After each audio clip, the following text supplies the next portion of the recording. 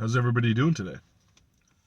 So let's talk about not worrying about what people think of you. I touched on this earlier.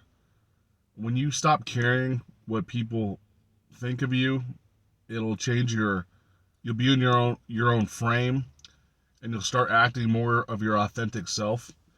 And when you start acting like your authentic self, your vibration actually raises a little bit because you're breaking down a barrier, basically a wall that's been holding some of that positive energy and other good energies to come to you and for you to use on a regular, basically. And it feels very counterintuitive. You say, well, if I act this way, people will think I'm weird, or they'll think I'm a nerd, or so on and so forth. But when you act in your own frame and you're being your authentic, true self, it creates an energy around you and inside you that's undeniable. So people will still be attracted to you regardless. Now, it might not be the same people that you've been talking to, but like I said, when you're on your spiritual journey and you're raising vibrations and stuff, you'll start attracting or associating more with people that are more aligned with higher vibrations, or people that are more positive, or driven in a good way, spiritual, metaphysical, whatever you want to call it, godly people. It doesn't matter. You're gonna actually get along more with the people that you actually really want to get along with, and deter the people that you actually don't want to be around because they might be bad for you on some level. And it takes steps. Like, every step you take in spirituality brings you closer to make things go easier. The difficult part about spiritual journeys is you're changing the entire computer program. Like, imagine, this is just an analogy. Imagine a entry level computer tech. Like, he just came out of school, doesn't know anything, right? The company that he gets hired for tells him, I want you to change and write code to switch this Windows to Linux. They're like, wait a second, that's hard.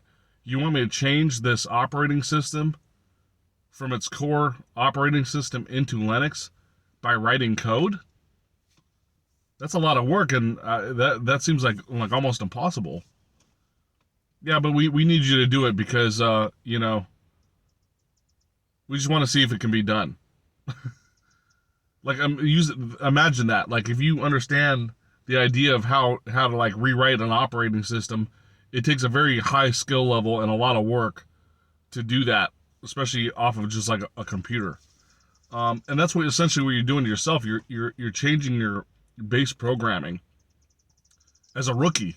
You go into it as a rookie and you're trying to change the base program. It takes a lot of work, so that's why it's daunting, and you feel like you could give up very easily.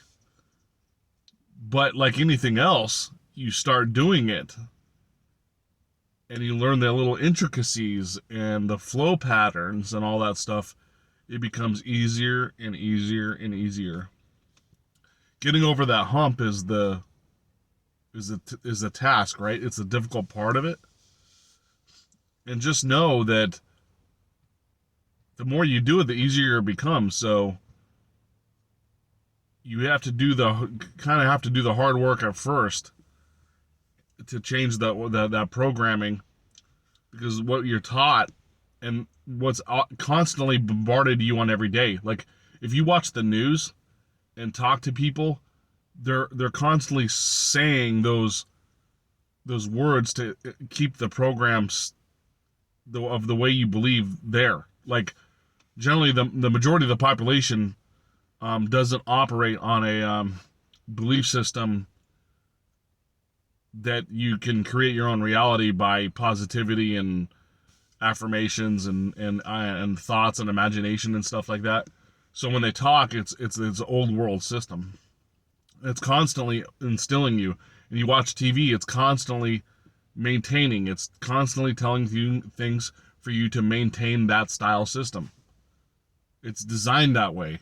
And it's funny that up until this point, I mean, the amount of information that we know, and they're still trying to push the old system. Like, for example, it's like you go to a car dealership and you want to buy the new Corvette, right? You say, yeah, I'm here to buy the new Corvette. And they're like, no, no, no, no, no. We got this horse-drawn carriage that's awesome. We'll give you the horse for free if you buy the carriage. The horse is only like 8 years old, so he's got a few years left in him. But you can sit in the carriage and he can pull you around, and then you have to feed the horse, and clean up its crap and take care of it, brush it, give him washes and stuff. Love it like a family member, which is great and all, but you can't. No, I said no. I came here for the Corvette. I want to drive on the highway 80 miles an hour easy. You know what I mean? I want to take some corners fast. No. This is what we got. We got the horse-drawn carriage here. Imagine if you went to a dealership and they were trying to sell you a horse-drawn carriage when you're trying to buy a Corvette. Like, that's exactly what's happening in the system. That's why to me, it's when you start learning this, it's really, sorry, it's really funny because that's how it works. But even though I do think it's funny, I do still believe that it's difficult to change the programming. I'm working on it every day myself. And a little technique that helps do it is understanding separation. So take an object like in your house, whether it be like you have a clock on the wall or you're staring at a doorknob or something. Whatever the object is, it has to be like a stationary object that you can focus on, that you're not wearing on your body. And you stare at the object and give yourself the awareness that object, that doorknob, and yourself are separate.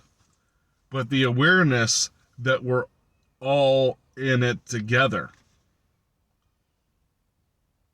So when you have an awareness of the separation between the doorknob and yourself, it exists it exists in this consciousness. You can grab it and touch it and turn it and open the door, right? But you understand the separation of self to the doorknob. And when you understand the separation, the matrix, the matrix, like Neo in the Matrix, that turns on a switch to open up basically the energies and stuff for you to understand who you are, the infinite spiritual being having a temporary human experience. Because when you're looking at that object, you're just assuming that everything that you look at in this world is like, oh, it's just there because this is my life and it's in this world with me or whatever. But you got to understand the separation. Now I understand you understand a doorknob separate from the body, but I'm talking about you yourself are the center of the universe, and that door is separated from you.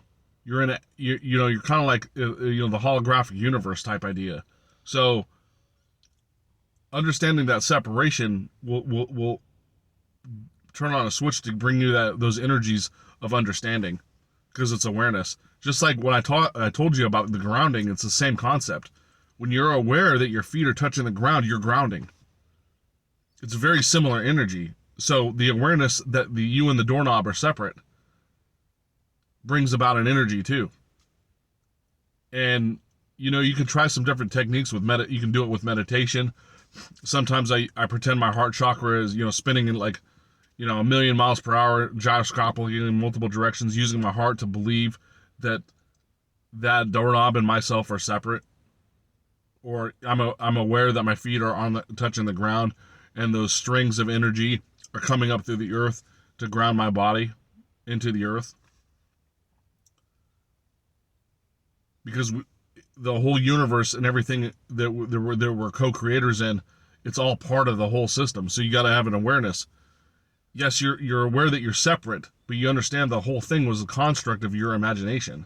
So That's why it's important to understand the separation and do the groundings and stuff like that. You'll understand when you start doing it. It's hard for me to explain because it's hard to explain verbally the transition that happens. It's monumental.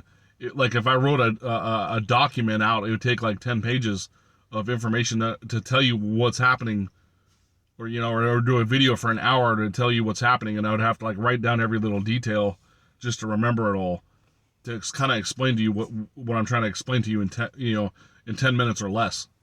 So just try that out. As always, I thank you guys. Appreciate you watching my videos. Thanks to the new subscribers and new viewers. And have a great day.